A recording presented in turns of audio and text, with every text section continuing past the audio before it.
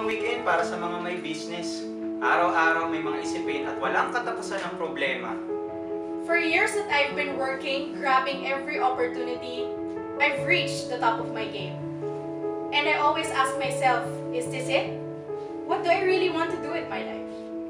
Winning meant everything for me. Every point, every score, every rebound, every pass. It was about me, winning. And I look forward to weekends because in Connect, I learn how to deal with stress the way God wants me to.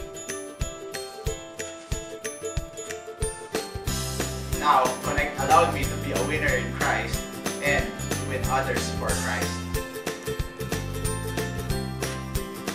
I find myself so contented in serving God and being a part of something big.